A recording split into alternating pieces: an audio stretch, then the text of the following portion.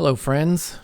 I'm going to give you a brief overview and introduction to the mystic method of cardamancy, or card reading, in this video. The mystic method is a different method than you've probably interacted with before if you've done much research on card reading. There's different aspects to it that might be new to you, and there's reasons for that. First of all, of course, you'll notice that I'm using regular playing cards. There are lots of different methods of cardamancy today that people talk about and teach and use. Of course, tarot being probably the most popular in our modern culture today. But it's a great method. Tarot is also a very young method, comparatively speaking, in the world of card reading. Tarot goes back a couple hundred years. Many of these other methods go back much, much longer than that, thousands of years, purported to be thousands of years. And the playing card method, or methods that use playing cards, I should say, are historically in that more ancient method of card reading. Now, I don't want you to get too hung up, though, on the cards themselves, because things change throughout time. Obviously, the playing cards that we have today are not going to be the same cards that were used 2,000, 3,000 years ago. That's not so important, really, in the grand scheme of things. Sometimes when people get into card reading, they try to become very, very strict and rigid with the cards that they use, with the meanings of the cards. I would caution you in doing that. I'd caution you when learning to be careful of people who tout their way as the only way, right? There are too many ways that we can hear the promptings and the inspiration and the messages from spiritual sources for us to ever be locked down to just one method.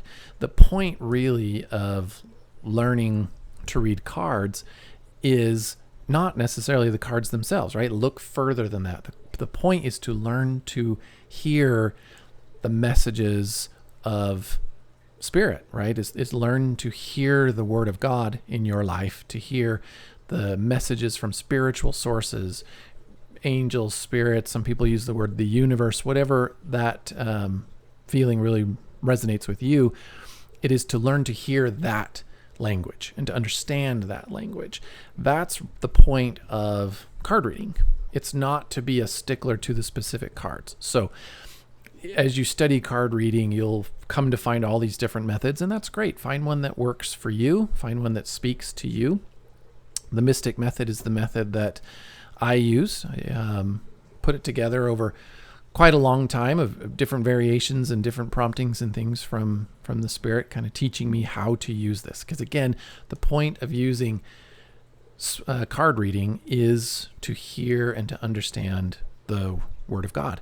So first and foremost, the mystic method. Why is it called the mystic method? Well, a mystic, really, traditionally speaking, the point of a mystic was somebody who took spiritual things, spiritual ideas and lessons, and helped bring them into the actionable world, if you will, the physical world, the world around us. It's to hear the language of the spirit and then make it actionable. That's what a mystic really does. A mystic hears all of these messages, sees messages, or learns to see messages in the world around them that are spiritual messages, and then to take them and translate them into our everyday lives.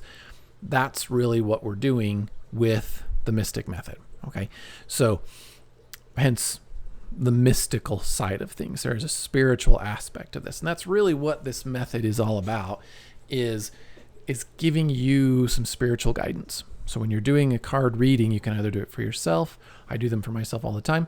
You can do them for other people.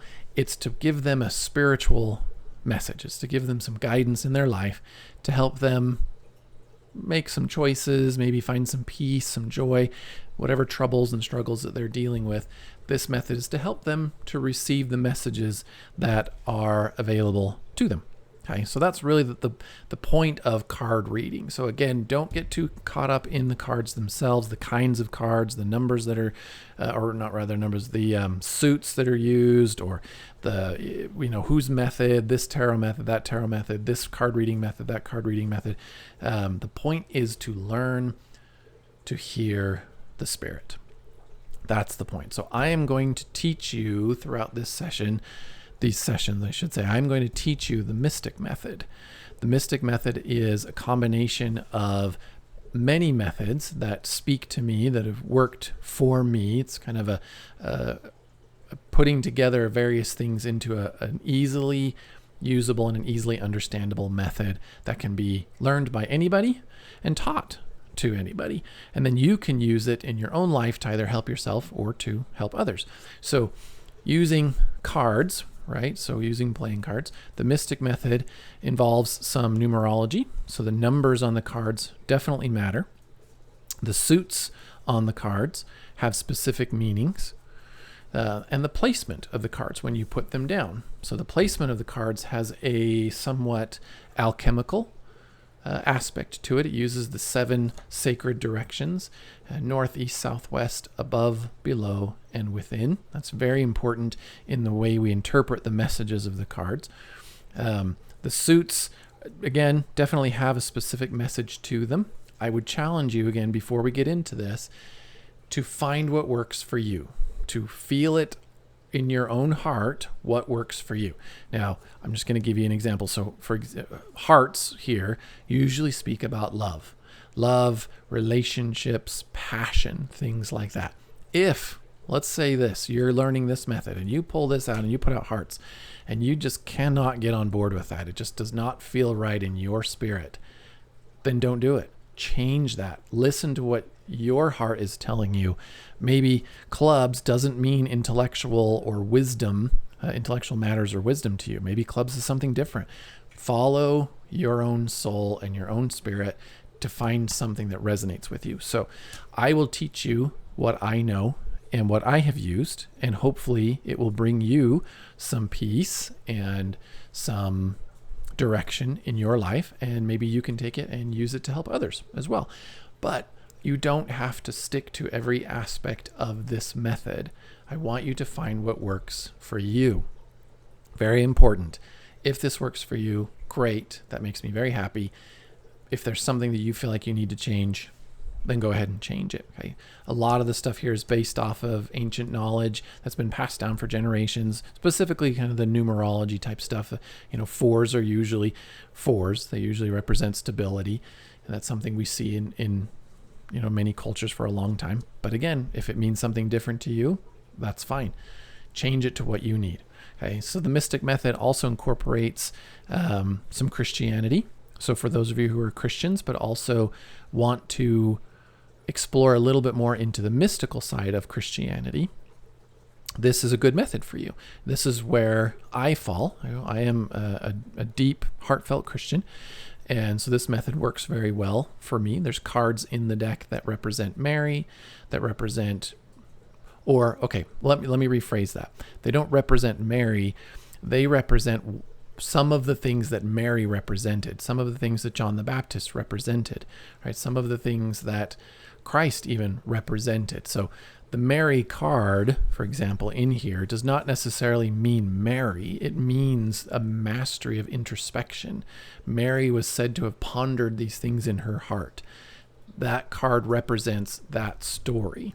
Okay, so there's some Christian methods and some Christian themes that go throughout the cards. There's some alchemical themes. The Alchemist specifically is a card in the deck that represents an initiation into a higher set of values. The idea of kind of turning lead into gold, things like that, taking the leads in our lives, whatever those leads are, and turning them into golds. It's a new higher value, something that carries a higher level of value for you, things like that. So so there's some mysticism built in, there's some numerology built in, there's some Christian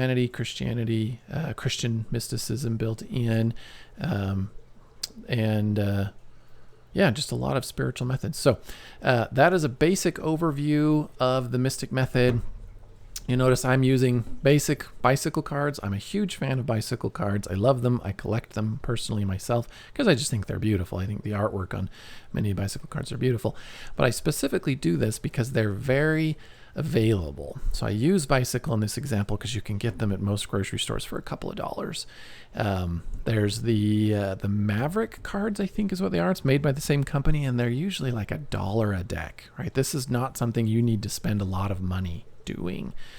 So another one of the reasons why I really like this method is because it's very accessible. It's available for most people. If you can find a $1 or $2, you can go buy a deck of cards. You know, some hotels, if you stay at a hotel, will still give you a free deck of cards. I don't know if plane companies will or not. I don't know if they do that anymore.